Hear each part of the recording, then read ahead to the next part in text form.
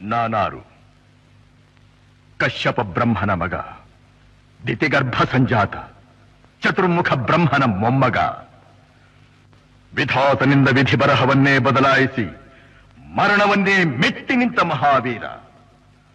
ಅದಿತಿಯ ಮಕ್ಕಳ ಅಟ್ಟಹಾಸವನ್ನು ಸುಟ್ಟು ಆದಿತ್ಯರ ಅಟ್ಟಹಾಸವನ್ನು ಮಟ್ಟ ಹಾಕಿದ ಸಾಹಸಿ.